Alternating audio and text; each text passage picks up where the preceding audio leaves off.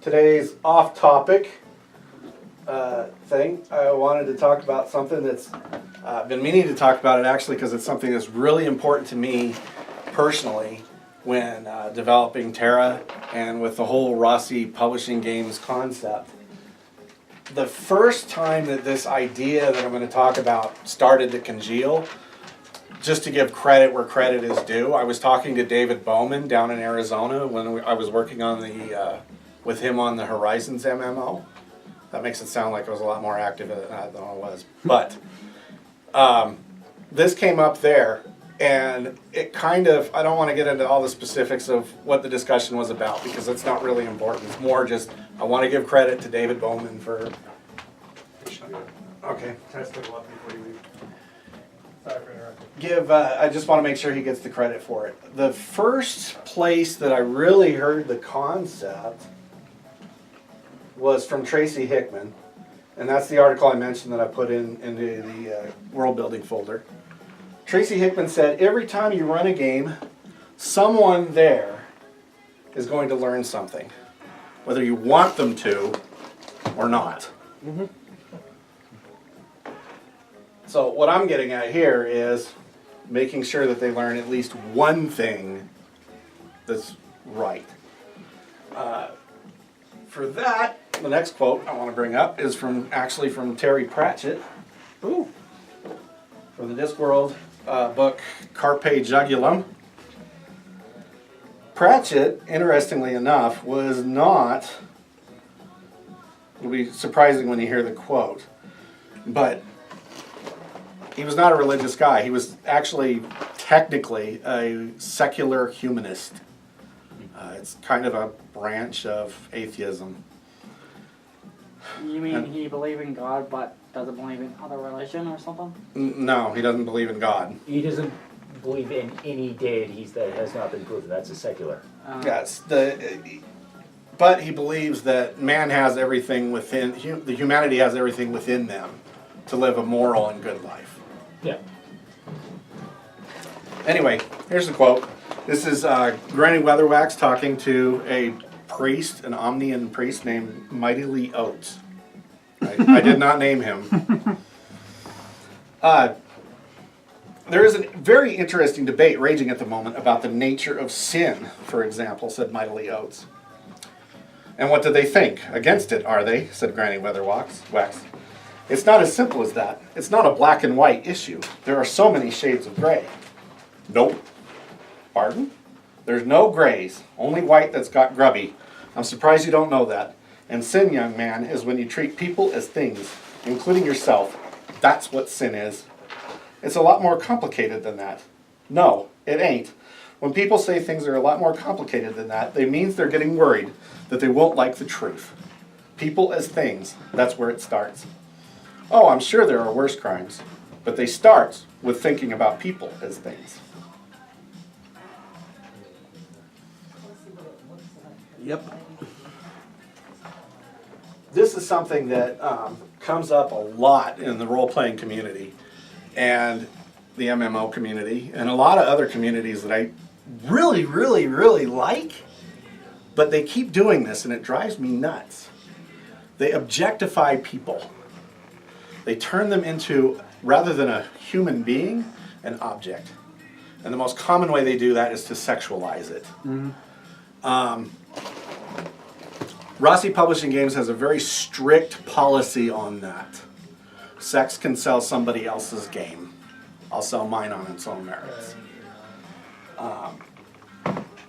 That isn't to say that you have to be prude about it. I brought two really good examples of female characters from Terah.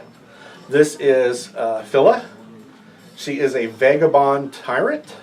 It is the prestige class for the gnomes, so you have to be a gnome to be it. Huh, so that's what a number 9 need to look like. That's what a number 9, that's the joke, yes. That's what she says oh, it boy. looks like. This picture, interestingly enough, had to go through one more step of approval with us than most images do. Most images just go through me, and I say, okay, that's fine. She has a bare midriff. Oh.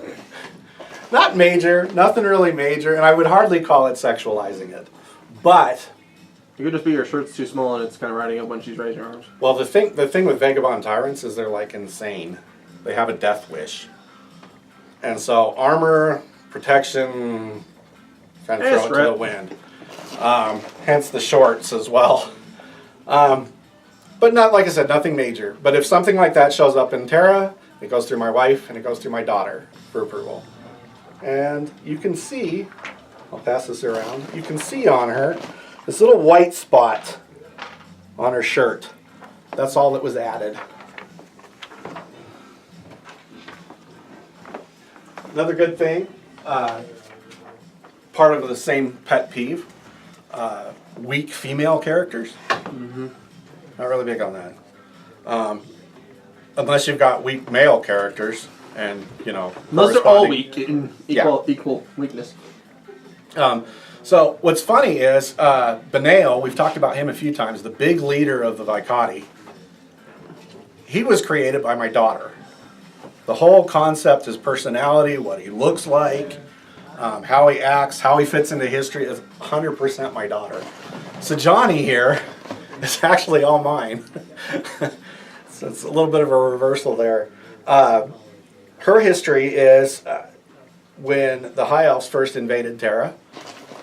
She was the Minister of Defense of Varkylia. Varkai? I've been saying it wrong for years.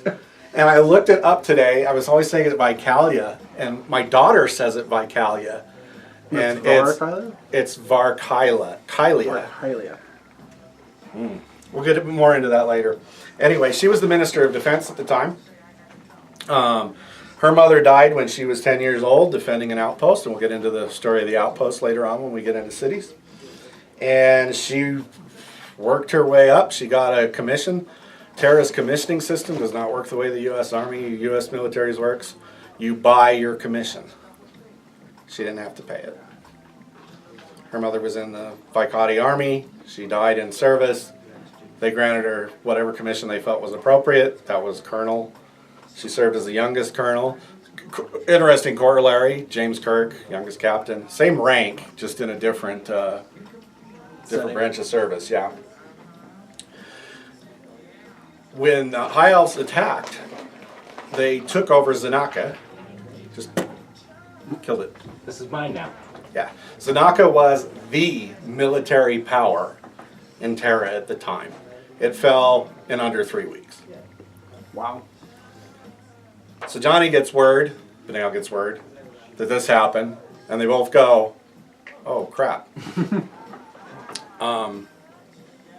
We couldn't beat Zanaka. So she steps up to the plate and becomes a privateer and does major havoc on the High Elf military, slowing them down and ultimately making Varkylia the only country in Terah, on the eastern continent anyway, that did not fall to the High Elves. So, Wonder Woman here. Anyway, I spent a lot of time on that because, like I said, it's something that's really important to me and it's really a big pet peeve.